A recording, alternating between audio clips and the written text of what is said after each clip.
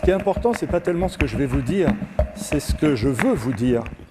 C'est-à-dire que c'est ce que Montesquieu appelait l'esprit. L'esprit est plus fort que le mental. Alors, la question, on va commencer par un peu de technique. Je vais vous expliquer d'où vient l'intelligence émotionnelle, d'où vient ce concept, parce qu'il y a une explication technique et mécanique que nous allons voir. Mais au fond, si, suite à notre rendez-vous, c'est un peu un rendez-vous avec vous, et que ça vous permet, dans notre monde brutal, un peu de passer une heure avec vous, on va dire 1h30, 1h15 avec vous, un peu comme une méditation. On a très très peu de rendez-vous avec soi. Vous savez, j'ai eu le plaisir d'accompagner énormément de patrons depuis les années 90, où j'ai monté ma première société, après avoir quitté Universal. Et j'ai beaucoup travaillé, entre autres, avec Philippe Varin, quand il a lancé PSA en Chine et au Brésil. Et Philippe Varin, régulièrement, à son staff de dirigeants, disait « Mesdames et messieurs, si vous ne prenez pas 20 minutes de rendez-vous chaque jour avec vous, vous faites une faute professionnelle. » Est-ce que vous prenez 20 minutes de rendez-vous avec vous chaque jour? Notre monde est un monde d'accélération qui fait que nous avons très peu de temps, comme dit Piaget, pour avoir des trous, c'est-à-dire pour reposer notre esprit. Notre cerveau est un muscle, et ce muscle a besoin de repos et d'oxygène. Et pour cela, il est important, chaque jour, de se dire, au fond, quel sens a ce que j'ai fait? Est-ce que j'ai fait aujourd'hui, est-ce que c'était utile? Et ce sont des choses très très simples, l'intelligence émotionnelle. Je vais essayer de vous traduire, je dis parfois avec une forme d'humour, de vous traduire souvent le Bouddha en Jésus. Parce que, en fait, l'essentiel de l'intelligence émotionnelle nous vient d'Asie. Mais ce qu'il faut, c'est l'adapter à notre paradigme, c'est-à-dire à l'Occident. Nous sommes un peuple héroïque et non pas stratégique comme l'Asie. Eux, si vous voulez, ils réfléchissent. Les arts martiaux n'ont rien à voir avec les nôtres. Comprenez, eux, avant de frapper, ils regardent. Et après, ils lâchent. Nous, à peine il y a le coup de gong, tout de suite on y va. Ça, c'est le héros. Donc, je vous ai résumé l'intelligence émotionnelle. Qu'est-ce que c'est que l'intelligence émotionnelle? C'est passer du stade de l'héroïsme, c'est-à-dire où l'émotion est la patronne, au stade de la stratégie. Voilà, en gros, c'est ça. C'est-à-dire que je ressens une émotion, qu'est-ce que j'en fais? Mais il ne s'agit certainement pas de l'annihiler, il ne s'agit certainement pas de la supprimer, il s'agit simplement de devenir intelligent avec son émotion. Alors, premièrement, il s'agit d'une découverte qui est extrêmement intéressante. Et donc, avant qu'on rentre dans la partie pratique et technique, il faut que je vous présente un monsieur qui s'appelle Antonio Damasio. Qui est Antonio Damasio et sa femme Anna? C'est un Portugais qui, dans les années 80, est venu s'installer aux États-Unis, a travaillé en Iowa, notamment, à l'université d'Iowa, et a étudié des personnes qui avaient un certain nombre de traumatismes. Et il s'est rendu compte que, finalement, écoutez bien, l'émotion et la raison, c'est la même chose, mais pas au même stade. L'émotion et la raison, c'est la même chose, donc immense découverte.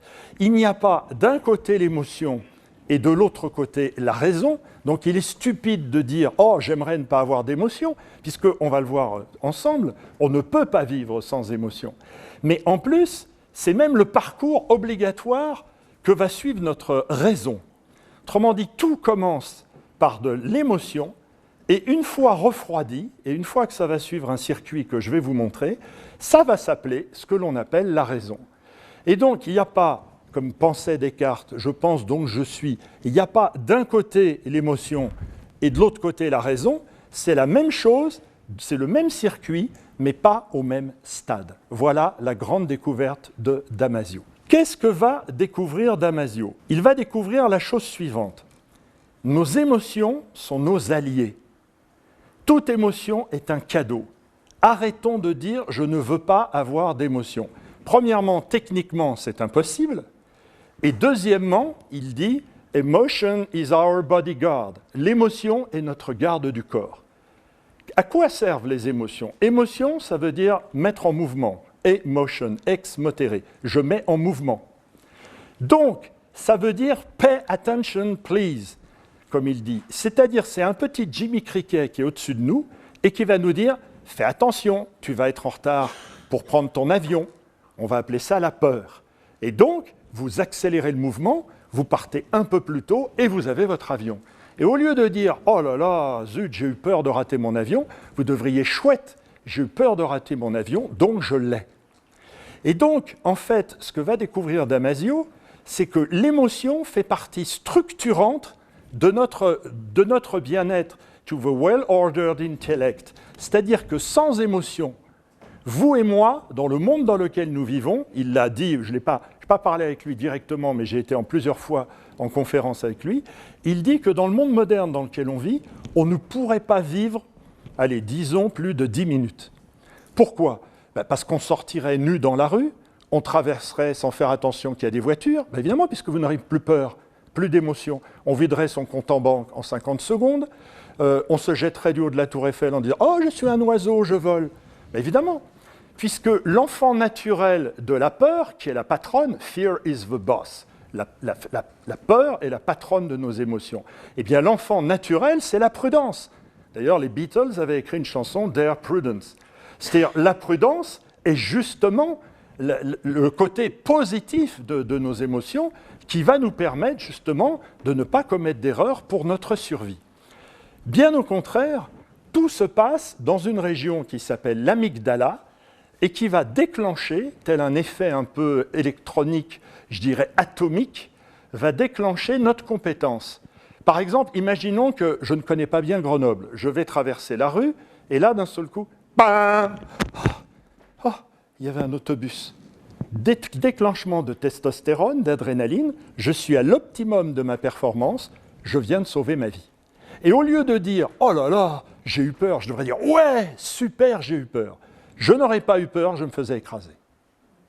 Donc, thanks to your fear, dit Damasio, c'est-à-dire grâce à notre peur qui est la patronne de nos émotions, eh bien notre vie peut s'organiser. C'est ça la grande découverte. Et donc notre intellect, et surtout, notez-le bien, notre pouvoir de décision, va se structurer depuis tout petit grâce aux émotions. Parce que figurez-vous que ce qu'on a découvert, c'est qu'on n'oublie jamais rien. Rien. Qu'est-ce que c'est qu'une photo ? Une photo est un bibliothécaire. C'est-à-dire que, mais évidemment, si vous regardez la photo 3 jours après avoir pris une photo, ça n'a aucun intérêt. Tandis que si vous regardez 20 ans après une photo, vous verrez, vous allez la regarder et dire « Ah oui, Paul, on était où là ? Mais oui, c'était en Crète. Oh, regarde la tête. Mais t'étais beau, mon chéri, regarde la tête que tu avais. » On croit qu'on avait oublié. En fait, une photo va simplement être un bibliothécaire qui va renvoyer à notre souvenir. Donc, souvenez-vous de ça. L'intelligence émotionnelle, c'est savoir qu'on n'oublie jamais rien. Par contre, et là je commence par vous donner déjà des petits trucs, il faut savoir pardonner. Mais le pardon n'est pas l'oubli, notez-le bien. Alors, il y a un vieux proverbe amérindien qui dit « Lorsque l'on a enfoncé un clou dans une planche, on peut enlever le clou, mais il reste le trou. » C'est-à-dire que il faut bien distinguer l'oubli et le pardon. Dans l'intelligence émotionnelle, le pardon est fondamental. C'est enlever la partie toxique du souvenir. Et souvenez-vous qu'on peut très bien pardonner sans que l'autre pardonne. C'est-à-dire que si vous êtes fâché avec vos parents, l'intelligence émotionnelle dira « tu n'oublieras jamais rien, mais enlève cette partie toxique, enlève le clou ». On ne te demande pas d'oublier, mais on te demande d'enlever cette partie toxique et donc toi-même d'essayer de vivre mieux ce souvenir. On a découvert que l'émotion nous aide à prendre des décisions, vous disais-je. Alors comment ça se passe ? On appelle ça la théorie des marqueurs somatiques. Mademoiselle, et tant pis si je me trompe, disait Coluche, vous vous appelez comment ? Jennifer. Jennifer. Et vous ? Benjamin. Benjamin. Alors imaginons que la petite Jennifer, elle invite Benjamin, ils ont 3 ans et demi à l'époque. Enfin, Benjamin en a 4, elle a 3 ans et demi et déjà elle a du charme. Et alors, il l'invite chez elle. Et alors, il se trouve que la grand-mère de Jennifer, elle fait des petites tartes à la framboise extraordinaires. Alors déjà, dans le cerveau du petit Benjamin, tarte à la framboise égale charme de Jennifer. Il n'y a pas que de la tarte à la framboise, il y a un mix, dit Damasio. Et puis, en plus, il fait beau, c'est l'été, elle a des petites jupettes et vous commencez à jouer au docteur. Alors, je ne vous raconte pas la tarte à la framboise. Et alors, dans le cerveau du petit Benjamin, il va y avoir ce que Damasio appelle un marqueur somatique positif. Donc, il va associer tarte à la framboise à positif, mais très très positif, parce que Jennifer déjà avait beaucoup de charme. Et puis, 3 jours après, il va être invité chez la grand-mère de Laurent. Elle fait les tartes à la rhubarbe, et puis c'est un garçon nettement moins sympathique, au niveau en tout cas de jouer au docteur, parce que lui, il n'est pas du tout d'accord pour jouer au docteur. Alors il arrive chez la grand-mère, qui est très sympathique, mais qui n'a que de la rhubarbe chez elle. Et puis il y a des poils qui dépassent un peu de la tarte à la rhubarbe, alors il se dit « ouais, tarte à la rhubarbe, c'est pas terrible ».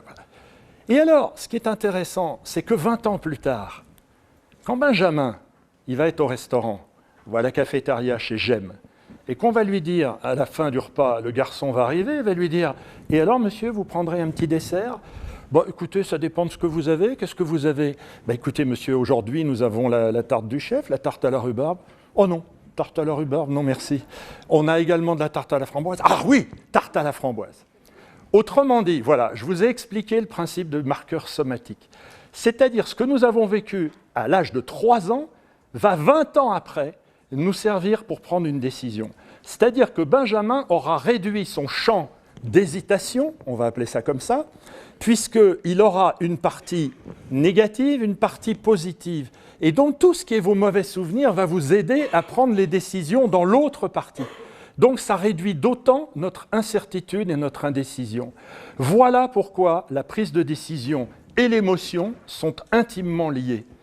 Et on va faire un petit voyage à travers le cerveau, ici, à un endroit avec une première glande qu'on appelle l'amygdala, et nous avons une deuxième glande que maintenant on arrive à identifier, qui est ce qu'on appelle l'amygdala primaire, qui, elle, nous envoie vraiment à nos réactions qu'on appelle reptiliennes.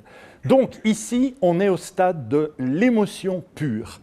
Alors, l'intelligence émotionnelle nous dit que la molécule, à ce stade-là, est chaude et qu'on ne peut rien en faire. Donc méfiez-vous, c'est ce qu'on appelle, notez-le s'il y a un peu de place, une réaction.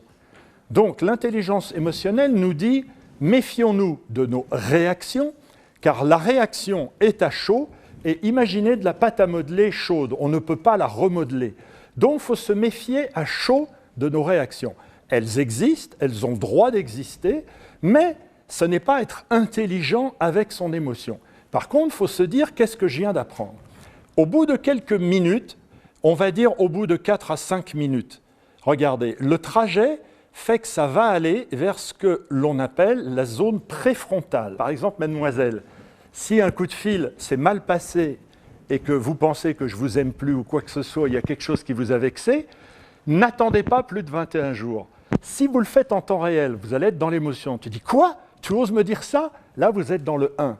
Par contre, vous me rappelez le lendemain ou le surlendemain, et vous dites, dis donc, j'aimerais te reparler de quelque chose. Est-ce que c'est bien cela que tu as voulu dire? À ce moment-là, vous êtes dans le 2. Est-ce que vous avez compris? C'est-à-dire que là, un contre-ordre, il faut, notez-le, nettoyer le vase régulièrement. C'est une question d'hygiène. En fait, l'intelligence émotionnelle, c'est de l'hygiène énergétique.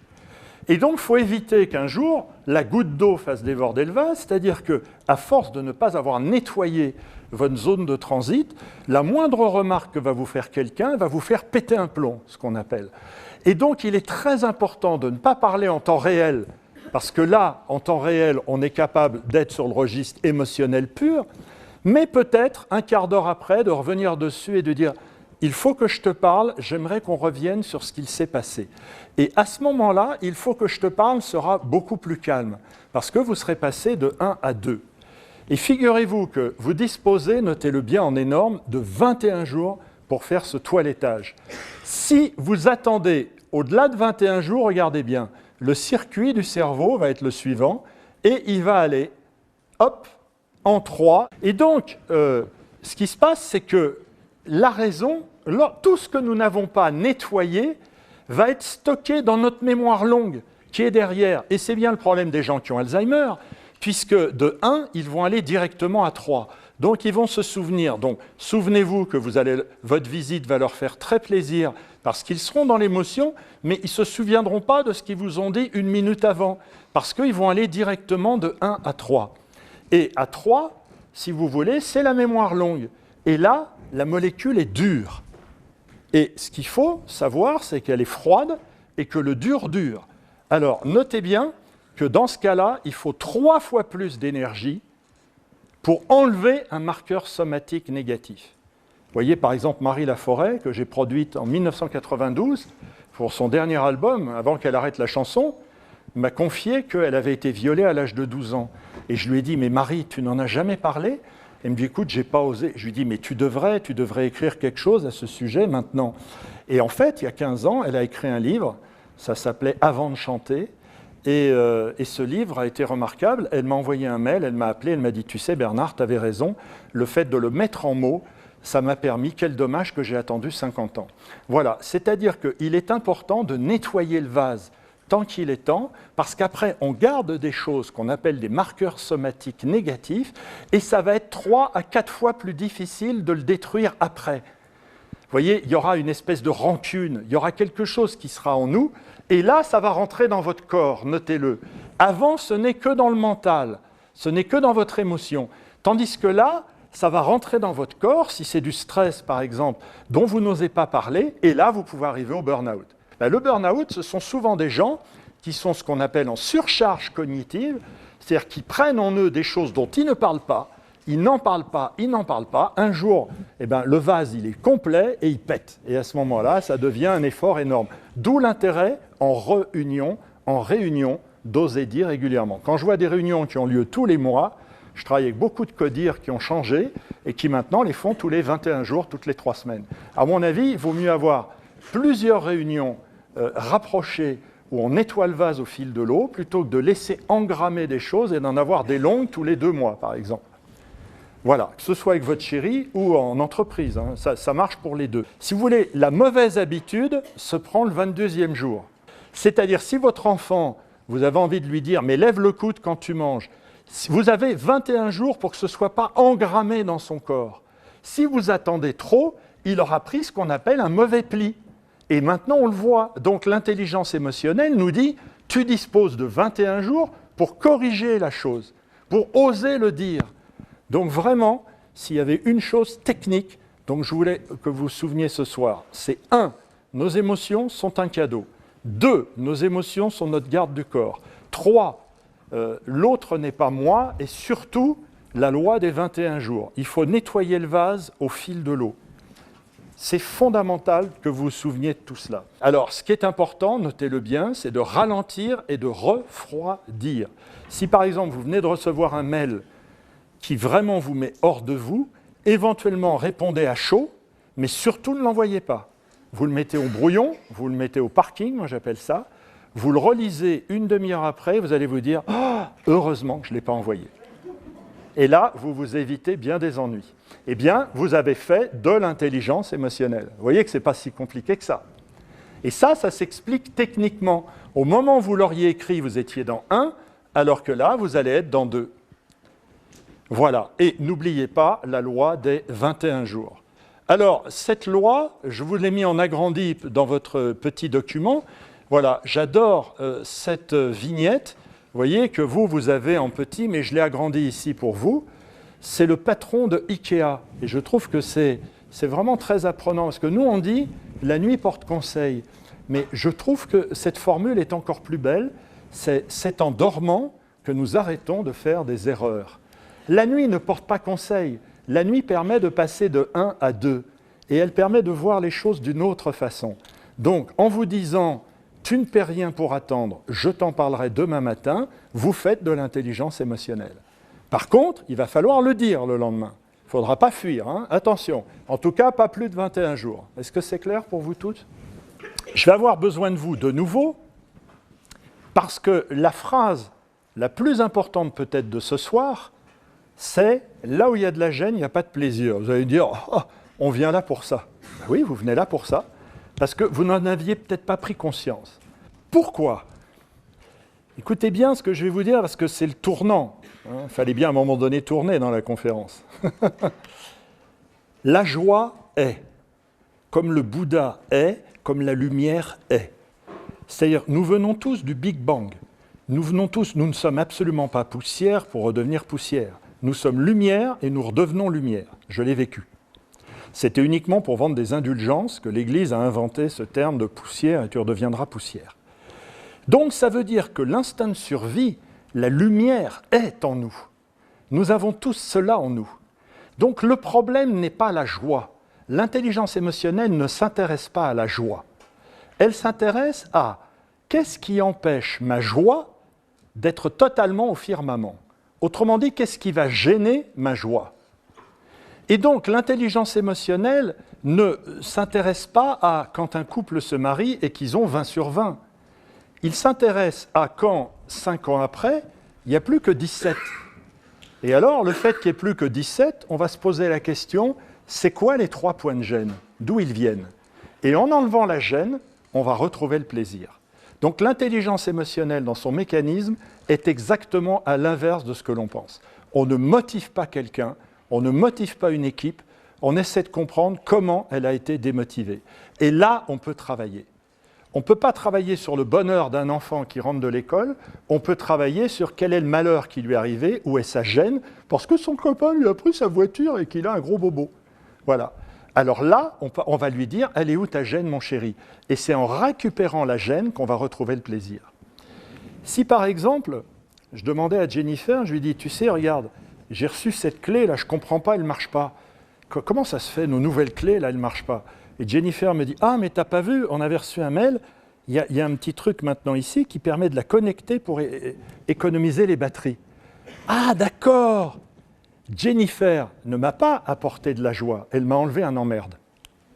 Et donc je repars, je dis, ouais, super, merci. Là où il y a de la gêne, il n'y a pas de plaisir. Donc ce que je vous propose, de façon très intime, alors peut-être que ça peut être au niveau de la vie, ça peut être au niveau de votre travail, ça vous regarde, j'ai envie de vous dire, mettez-vous une note sur 20. Allez-y. Mettez-vous une note sur 20 sur le enjoy. Le enjoy, c'est l'élan, sur l'envie de. Je vous souhaite d'avoir 20, hein, mais ce n'est pas toujours le cas. Alors ça peut être par rapport au travail. Moi, je fais ça en entreprise avec des codires, qu'est-ce que ça marche bien? Vous voyez, ce qui est important, dans un monde parfait, tout le monde devrait avoir 20. Mais le problème, c'est que le 20, il est individuel. Ça dépend de l'histoire de chacun. Alors pour ceux que ça intéresse l'étymologie, j'ai appris il n'y a pas longtemps que historia, ça vient du grec. Histoire, ça vient, historia, c'est l'enquête. Si vous voulez, vous avez tous ici une histoire qui vous est propre, même en tant qu'enfant et parent. Chacun a une histoire qui lui est propre. Et donc chacun a des raisons d'avoir de la joie ou pas de la joie. Ça ne vous appartient pas. Par contre, si vous voyez quelqu'un autour de vous qui a de la gêne, là, vous pouvez l'aider à enlever au moins un point de gêne. Là, on peut intervenir, mais on ne peut pas intervenir sur la joie. La joie est quelque chose de très personnel qui dépend de notre historia, c'est-à-dire de notre enquête personnelle depuis qu'on est tout petit. Et donc, qu'est-ce qu'on appelle le lâcher-prise? Souvent, on me dit « Ah oui, écoute, le lâcher-prise, moi j'aimerais bien lâcher prise ». Le lâcher-prise, ça c'est bon en Asie. Alors ils se mettent là, voilà. Nous on est dans les embouteillages et tout, ça n'a rien à voir. Donc moi je préférais que vous reteniez la chose suivante. Pour lâcher prise, je passe du verre à moitié vide au verre à moitié plein. Voilà. Et là, vous allez vous prendre en flag. Combien de fois le matin on commence à râler? On dit « Oh, ça y est, il fait froid. Ah, ça y est, l'hiver arrive. » Et là, vous êtes en plein flag du verre à moitié vide. Eh bien, pour lâcher prise, regardez le verre à moitié plein. Oh, mais quand même, j'ai de la chance, je vais dans une super école, je fais partie d'une super association, puis en plus, il y a un mec qui m'aime, et puis j'ai des études, et puis j'ai un pouvoir d'achat, etc. Ouais, puis pour mon âge, je ne suis pas si mal. Et à ce moment-là, vous switchez. Ce que vous avez compris. Donc, lâcher prise, c'est passer du verre à moitié vide au verre à moitié plein. Alors, autre chose, un problème est en dehors de moi. Dans notre vie, nous passons notre vie à avoir des problèmes à résoudre. D'ailleurs, les enfants à l'école ont un problème de mathématiques. En entreprise, on passe son temps à avoir des problèmes. Un problème n'est pas un problème parce qu'il est en dehors de moi. il ne me touche pas affectivement. Et ça, on le voit avec les IRM. La difficulté, c'est tout autre chose. C'est un problème qui va rentrer à l'intérieur de moi et qui, à ce moment-là, au niveau affect, va prendre de la place et va commencer à devenir rouge dans mon cerveau, comme je vous l'ai montré tout à l'heure. Eh bien, l'intelligence émotionnelle, c'est faire qu'un problème reste un problème, mais ne devienne pas une difficulté. Parler à son N+1, c'est un problème. Ça ne doit pas être une difficulté. Vivre en couple, c'est un problème. Ça ne doit pas devenir une difficulté. C'est-à-dire que ce qui est fondamental, c'est ne pas accepter qu'un problème devienne autre chose qu'un problème. Ça doit rester quelque chose de neutre qui est en dehors de vous. Osez en parler. Osez dire « il faut que je te parle ». Osez en réunion dire « voilà, il faut que je vous dise voilà ce qui… » Car sinon, ça va devenir une difficulté. Autrement dit, souvenez-vous-en, un problème peut rester un problème pendant 21 jours, mais le 22e jour, il devient une difficulté. Parce que vous n'avez pas osé en parler. Et donc, l'intelligence émotionnelle, si vous voulez, c'est ne pas en tout cas transformer un problème en une difficulté. Mon ex-femme, qui est une femme remarquable, mais qui quelque part était devenue maniaco-dépressive, quand on allait au restaurant, tout devenait une difficulté. C'était trop salé, c'était pas assez cuit, ça manquait de vinaigre, ça manquait de machin, il faisait trop chaud. Ce qui fait que tout devenait une difficulté. Alors moi, évidemment, qui essaye toute ma vie de me dire « je veux bien avoir des problèmes, mais je ne veux pas avoir de difficultés », ça ne pouvait plus le faire à un moment donné. Alors, si vous voulez, ce que je crois qui est important, c'est que vous vous souveniez qu'un problème doit rester un problème. Et je vais vous donner cette phrase très belle de Edgar Faure. C'est un beau cadeau que je vais vous faire. Edgar Faure est un type que j'aimais beaucoup, il avait beaucoup d'humour.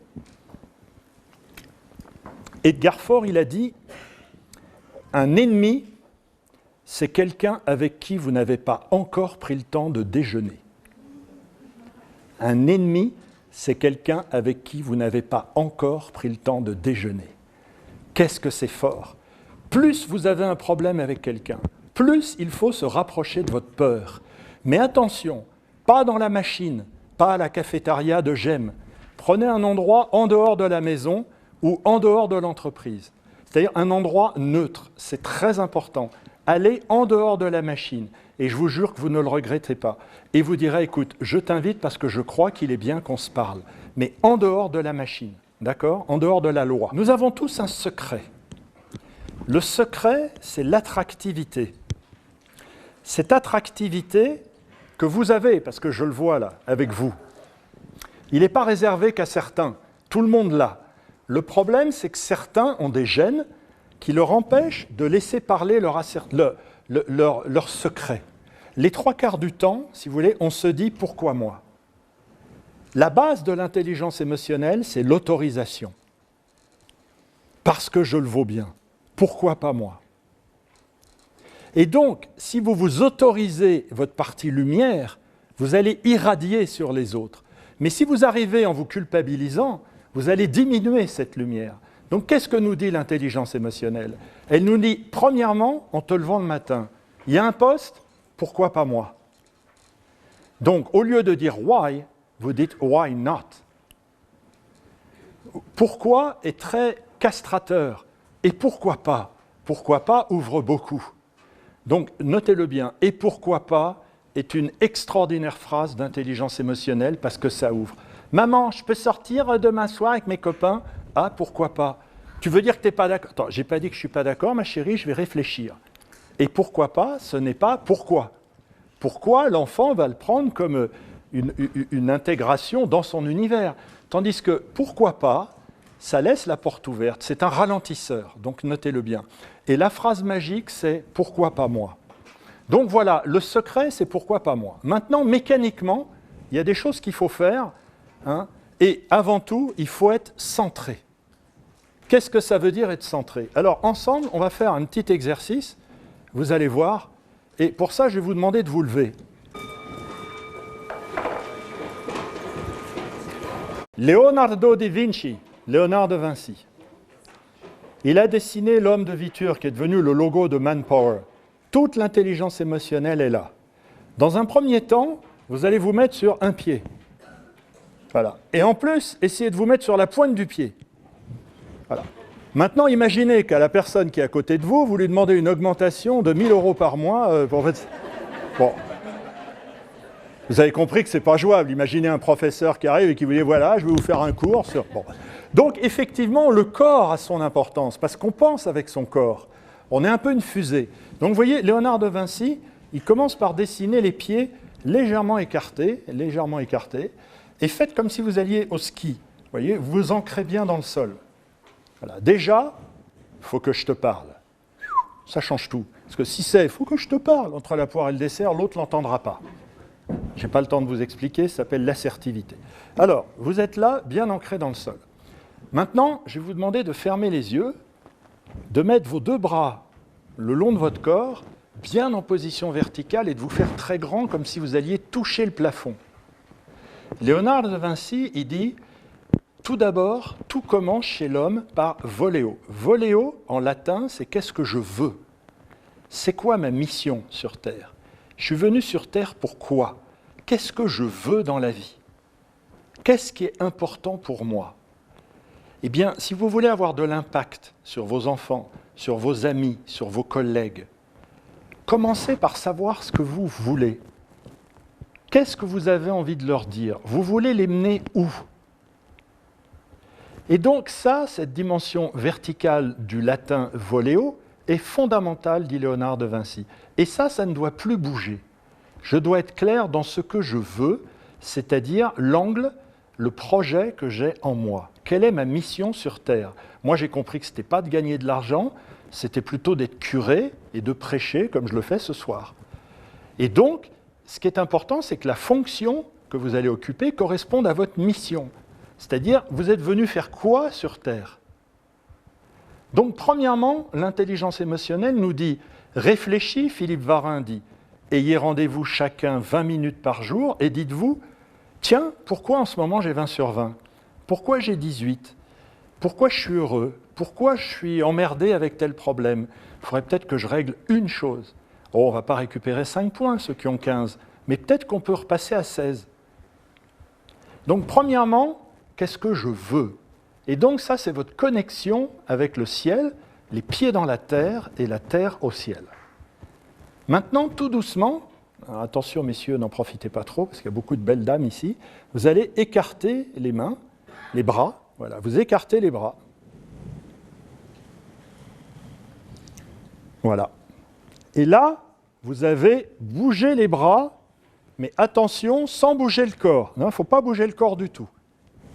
Uniquement les bras. Et là, vous faites Shiva. En Inde, j'avais demandé à un artiste qui était en train de réparer un Bouddha, je lui ai dit, mais pourquoi, noble Seigneur, pourquoi Shiva a tant de bras? Et il me dit, mais elle n'a pas beaucoup de bras. C'est le mouvement des bras. Ça, c'est potéo. Potéo, c'est qu'est-ce que je peux faire. Et donc, notre énergie, elle est centrée ici, au niveau de notre sternum, dans notre chakra. C'est la rencontre entre le vertical, qu'est-ce que je veux et qu'est-ce que je peux. Ce que je veux ne doit pas bouger, mais par contre, il y a une adaptabilité pour ce que je peux. Eh bien, l'intelligence émotionnelle nous apprend à être centré. C'est-à-dire, sache ce que tu veux et ne veux pas plus que ce que tu peux. C'est-à-dire que vous allez raccourcir un peu vos bras, regardez. N'achetez pas une maison à 3 millions d'euros si vous pouvez vous l'acheter qu'à 800 000. Parce que sinon, vous allez être comme ça et du coup, vous allez être stressé. Parce que vous ne pouvez pas. Alors regardez, on va faire ça. Tu peux filmer ça, tu vas t'éclater. Regardez, faites ça. Vous voyez, voilà. Bah, peut-être, et c'est là. Alors là, vous allez pouvoir maintenant, vous allez vous applaudir d'abord, voilà. C'est magnifique. Et regardez. C'est ça, petit à petit, l'oiseau fait son nid. Alors, qu'est-ce que je peux commencer à faire? Ben, vous commencez à faire ça, allez-y, faites ça.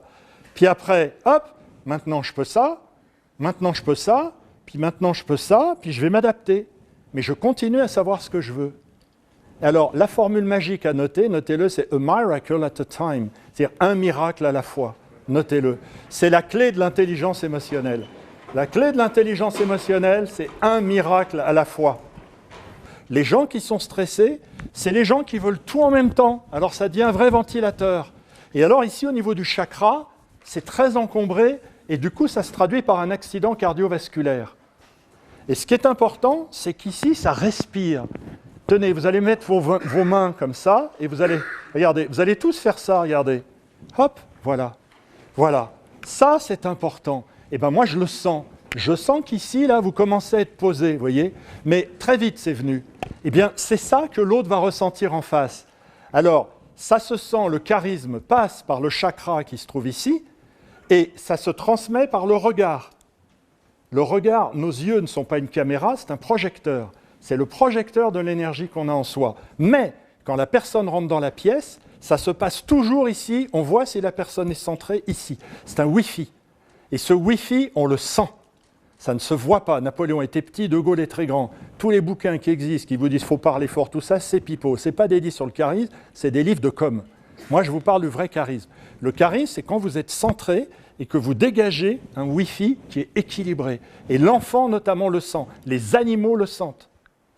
Les chats, notamment. Les chats le sentent très bien et du coup deviennent des vrais chiens. Moi, mon chat, j'avais des vraies conversations avec lui. Surtout quand j'ai divorcé. Il faut dire que c'était un mâle, ça aide. Alors je lui disais, hein, Gribouille, c'est dur les femmes. Parce que j'étais centré.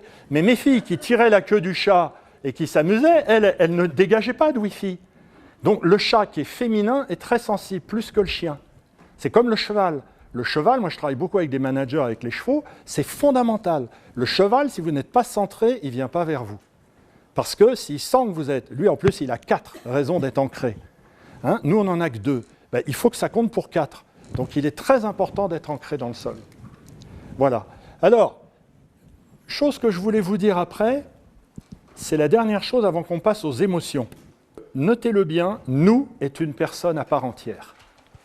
C'est tellement important. Vous savez, le jour où j'ai découvert ça, ça a changé ma vie et j'ai réussi mon divorce. Pourquoi ? Parce que très souvent, on est dans l'échange et on n'est pas dans le partage. L'échange et le partage, ça n'a rien à voir. L'échange, c'est commercial, c'est toi contre moi. Le partage, c'est avoir compris que nous est la troisième personne, le fameux Saint-Esprit. Et qu'on peut très bien avoir une personne bien à côté, mais que le nous ne fonctionne plus. Et c'est comme ça que j'ai réussi mon divorce. C'est-à-dire que j'ai très bien compris que la femme avec qui j'ai passé 15 ans était quelqu'un de très bien, c'était le toi, il y avait le moi, mais c'était ridicule de dire « ouais, puis toi, t'as fait… » C'était une peine perdue. C'est tout simplement que le nous avait cessé son chemin. Et ça, c'est très important, notez-le bien. Nous est une personne à part entière. Si vous avez 3 enfants, c'est pas pareil de discuter avec les 3 enfants en même temps, ou uniquement avec votre fils, ou uniquement quand il y a les parents, ou quand il y a uniquement les filles. C'est-à-dire qu'on ne se raconte pas les mêmes choses. Vous invitez un ami de plus à dîner, ça change toute la tablée du dîner. Ça change le nous. Eh bien, arrêtez de reprocher à l'autre. Posez-vous plutôt la question, quel est le nous ? Est-ce qu'on prend assez soin de nous ? Et ça, c'est une belle proposition. C'est une proposition de vie qui ne vous stressera pas. Et de dire, mon chéri, j'aimerais qu'on t'en parle et que dorénavant, on prenne un peu plus soin de nous, car je pense qu'on a été peut-être toi de ton côté et moi de mon côté. Et il faut peut-être restructurer le nous. Eh bien, le nous, on le voit maintenant en termes d'intelligence émotionnelle. Alors là, je n'ai pas le temps de vous l'expliquer. En tout cas, notez-le, nous est une personne à part entière. Et ça m'a permis de me quitter en très bons termes avec mon ex-femme. C'est-à-dire qu'on a compris que ce n'était pas la peine de se jeter les affaires à la figure, c'était ni toi ni moi, c'est que le nous avait fini son chemin. Et ça a permis de régler bien des choses avec beaucoup de paix. Alors ça, je vous le souhaite, et je souhaite que vous le mettiez en application. Nous est une personne à part entière. Si vous voulez, la base de l'intelligence émotionnelle, le trust en américain, est très simple. Je fais ce que je dis et je dis ce que je fais. C'est clair. On l'avait vu ce matin, excusez-moi, tout à l'heure. Donc, ce qui est fondamental dans l'intelligence émotionnelle, c'est ce premier paradigme. Je fais ce que je dis ce que je fais.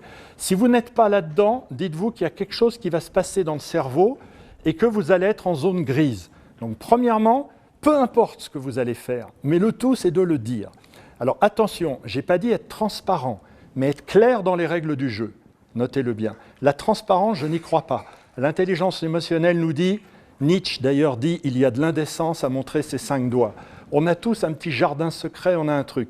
Mais au moins que les règles du jeu soient claires. Voilà, c'est ça, c'est au niveau des règles du jeu. Et l'intelligence émotionnelle nous dit ça. Deuxièmement, c'est, et ça je ne suis pas inquiet avec vous, c'est être 100% là. Donc, admettons qu'en démarrant ici, j'étais à 87%. Eh bien, je vous jure que depuis tout à l'heure, je vous donne 100% de mes 87%. C'est ça, l'intelligence émotionnelle. L'intelligence émotionnelle, c'est jamais être à 100% de 100%. Parce que là, vous allez être exhausted, vous allez être épuisé. C'est pas comme ça que ça se passe. Mais le jour où il y a l'épreuve, le championnat, le machin, c'est donner tout ce qu'on a dans le ventre et de se dire « j'ai été là ». Peu importe qu'on divorce, qu'on machin, qu'on rate un truc. Mais est-ce que j'étais là? Alors, beaucoup de jeunes, ils sont tout le temps avec leur iPad, leur machin. Moi, quelqu'un qui ne me regarde pas dans les yeux et qui n'est pas complètement là avec moi, il n'a plus l'affaire. Moi, ce qui me frappe avec les patrons, c'est que plus je monte dans la hiérarchie et que je suis avec des gens valables, mais le mec, il est complètement là. Ça ne lui viendra pas l'idée de laisser son iPhone sonner, etc. Il est 100% là. Alors, des fois, ils sont fatigués, ils sont même des fois en burn-out, puisque j'en coach, mais au moins, ils sont là. Donc, le vrai respect, notez-le, c'est être là. Et je dirais même que vous n'aurez plus du tout de regrets après, notez-le bien. C'est-à-dire que quand on a donné ce qu'on avait dans la relation, dans son travail, comme vous dans la conférence depuis tout à l'heure, bien en partant, je sais que vous n'aurez rien raté. Moi, je vous aurai donné tout ce que je peux, et vous, vous aurez pris ce que vous pouvez. Du coup, il n'y aura pas de regrets. Donc, notez-le. La bonne affaire, quand on est là, c'est qu'il n'y a plus de place pour le regret, parce qu'on a livré la bête. Tandis que moi, ce que je me suis dit quand j'ai divorcé, je me suis dit, étais-tu vraiment là? Est-ce que nous étions vraiment ensemble? Et là, presque la dépression qui est venue. Ça a été très dur pour moi. Alors je me suis dit, plus jamais. Dorénavant, je serai là. Vous avez compris? C'est très important. Ce qui est important déjà, c'est soit d'être bien dans ses pompes. Quelqu'un qui ne va pas bien, quelqu'un qui n'a pas pris soin de lui parce qu'il le vaut bien, ne pourra pas donner aux autres. Et donc, ensuite, qu'est-ce qu'on va appeler l'altruisme? Et ça, c'est l'abbé Pierre qui me l'a appris. C'est réussir son égoïsme à travers l'autre, c'est-à-dire à travers son enfant. Mais ça continue à être de l'égoïsme, sauf que ça me fait plaisir de tout mettre en œuvre pour que lui réussisse. Et donc, au lieu que nous soyons le simple centre de cet égoïsme, l'enfant devient un objet de transitivité. Ce qui fait que la vraie formule ne devrait pas être « je t'aime », mais « je m'aime ». C'est-à-dire que « je t'aime », ça ne veut rien dire. Qu'est-ce que ça veut dire? Ça veut dire en fait, moi, il y en a être bien avec toi, squo, ici, et toi, être mon objet de plaisir. Et moi, il y en a être bien en ce moment avec toi. Donc, notez-le, l'intelligence émotionnelle nous dit « je t'aime » n'existe pas, c'est de l'hypocrisie. En fait, la vraie formule, c'est « je m'aime à travers toi ». Donc, qu'est-ce que c'est qu'un couple? C'est une mutualisation d'égoïsme. Qu'est-ce que c'est? Mais évidemment. Et d'ailleurs, pour garder cette mutualisation, ça va s'appeler la jalousie. Touche pas à mon mec. Parce que c'est mon territoire, c'est mon mec. Qu'est-ce que c'est qu'un village? C'est une mutualisation d'égoïsme. Parce qu'on ne va pas chacun avoir notre église. Qu'est-ce que c'est qu'une entreprise? C'est une mutualisation d'égoïsme. Et quand on est dans une entreprise, tous les salariés se moquent de l'entreprise. Ce qui les intéresse, c'est qu'ils ont trouvé un bras de levier par rapport à leur égoïsme et leur plaisir à ce moment-là, mais si on leur propose 500 € de plus chez le concurrent, le lendemain, ils vont chez le concurrent, c'est évident. Et ils font un pot d'au revoir en disant « je vous aime, vous êtes toute ma vie ». En attendant, ils se cassent tous. C'est évident.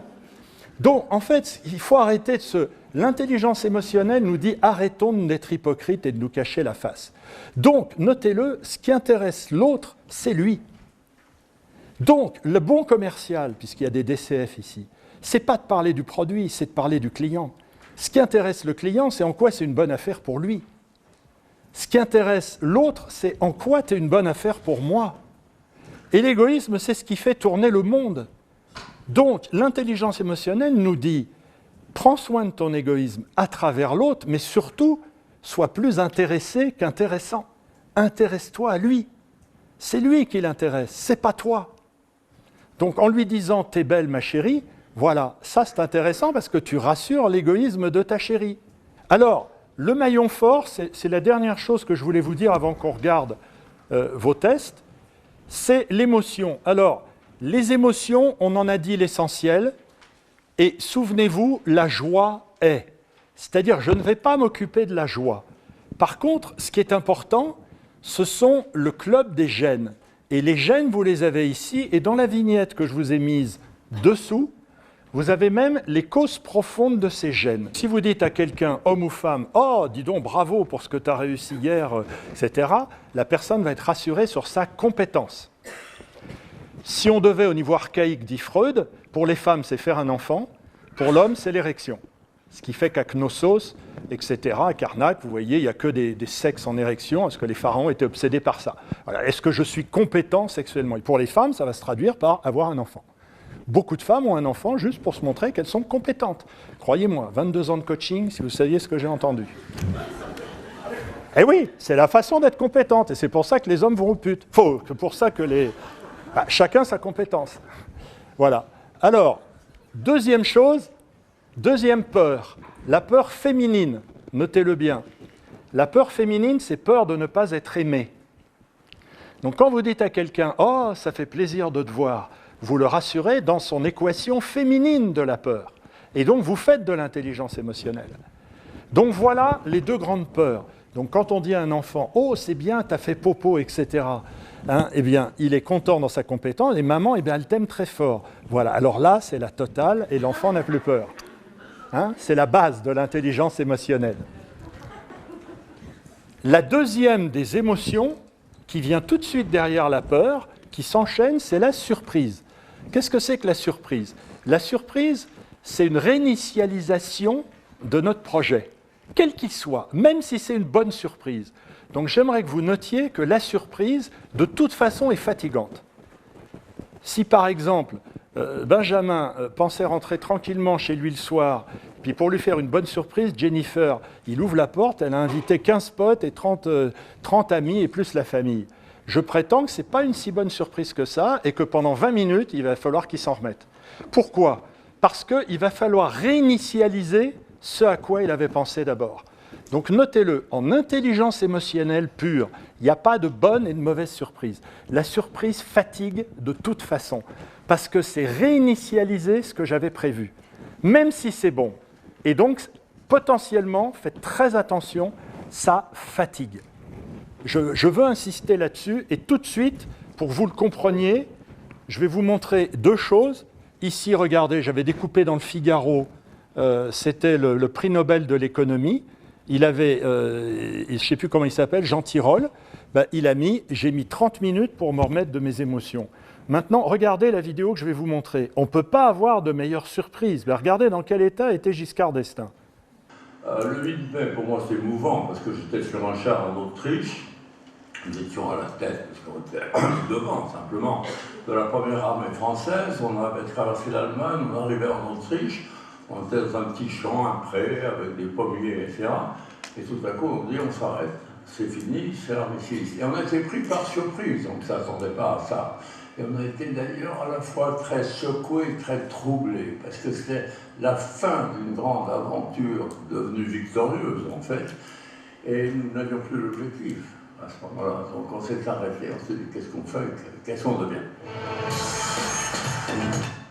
Quelque part, dans le cerveau, c'est ça qui est important, souvenez-vous, c'est fatigant. Je n'ai pas dit qu'à l'arrivée, on n'est pas content. Je dis juste qu'il faut s'en méfier, il faut l'utiliser avec parcimonie, parce que c'est fatigant.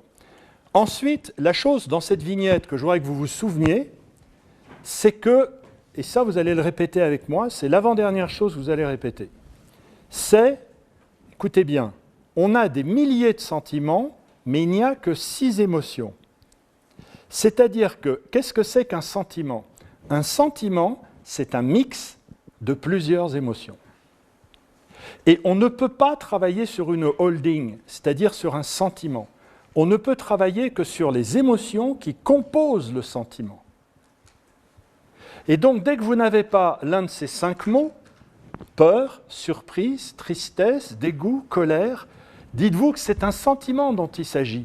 Si quelqu'un arrive et dit « à ce moment, j'ai les glandes », ce n'est pas une émotion, c'est un sentiment. Eh bien, il faudra dire en quoi tu as été surpris, en quoi tu es triste, en quoi tu es dégoûté et de quoi tu as peur. Si vous prenez la jalousie dont on parlait tout à l'heure, la jalousie, on ne peut pas travailler en intelligence émotionnelle sur la jalousie. Il faut dire, tiens, tu es jaloux, qu'est-ce qui t'a surpris, en quoi tu es triste, en quoi tu as été dégoûté et de quoi tu as peur. Et là, on peut travailler. Donc, j'aimerais que vous redisiez avec moi, on ne peut pas travailler sur un sentiment, on ne peut travailler que sur les émotions qui le composent. Vous êtes prêts? 3, 4. On ne peut pas travailler sur un sentiment, on ne peut travailler que sur les émotions qui le composent. On ne peut pas travailler sur un sentiment, on ne peut travailler que sur les émotions qui le composent. On ne peut pas travailler sur un sentiment, on ne peut travailler que sur les émotions qui le composent. Applaudissez-vous. Et alors, pour terminer sur cette vignette, je dirais que la porte d'entrée la plus élégante, notez-le, c'est la surprise. C'est-à-dire, si par exemple, votre chéri, suite à une soirée, commence à vous faire une crise de jalousie, si vous lui dites de quoi tu as peur, en quoi tu es dégoûté, ça ne le fera pas. C'est un peu hard. Tandis que si vous lui dites qu'est-ce qui t'a surpris, et ça marche particulièrement en entreprise, parce que je sais qu'il y a des gens ici qui sont peut-être dans les RH ou autres. Donc, pensez que la surprise est la porte d'entrée la plus élégante. Quand vous sentez que quelqu'un a une colère, puisque la colère est la résultante qui éclate au bout de toutes ces émotions. La colère est toujours le bruit de toute cette roue des émotions. Donc ce qui est intéressant, ce n'est pas la colère en tant que telle, c'est où est le dégoût, où est la tristesse, où est la surprise, où est la peur. Ben, quelqu'un qui est en colère, si vous commencez par lui dire « mais mon chéri, qu'est-ce qui t'a surpris? Qu'est-ce qui s'est passé ?» Eh bien là, c'est une porte élégante. Mais si vous commencez par lui dire de quoi tu as peur, ça ne le fera pas. Donc pensez à cela, la porte d'entrée la plus élégante, c'est la surprise. Et particulièrement, évidemment, en entreprise. Mais pensez à agir, action. C'est-à-dire l'intelligence émotionnelle, c'est action. Et dites-vous qu'il y a un livre qui vient de sortir sur le pape, qui s'appelle « Ainsi fait-il ». Il y en a marre des soit-il, les gens, ils conduisent mal. Non, et moi, je fais quoi? Qu'est-ce que vous faites? Alors regardez ce Just Do It avec cet acteur américain absolument génial. Et ensuite, on fera une petite cérémonie de fermeture. Do it! Just do it! Don't let your dreams be dreams. Yesterday, you said tomorrow. So just do it! Make your dreams come true! Just do it! Some people dream of success while you're going to wake up and work hard at it. Nothing is impossible. You should get to the point where anyone else would quit, and you're not going to stop there. No, what are you waiting for? Do it! Just do it! Yes, you can! Just do it! If you're tired of starting over, stop giving up. L'idée, c'est just do it. Qu'est-ce que vous allez faire? Parce qu'il y a un phénomène qu'on appelle le big mo aux États-Unis. Le big mo, c'est le big moment. Quand on a vécu quelque chose de fort comme ce soir, pendant 21 jours, vous allez être transporté par cette énergie. Mais si vous ne la mettez pas en action dans les 21 jours, c'est foutu. Quand vous allez à un spectacle et que vous êtes encore rempli de cette énergie, vous avez 21 jours. Donc il vous reste 21 jours à partir de maintenant pour mettre en route quelque chose.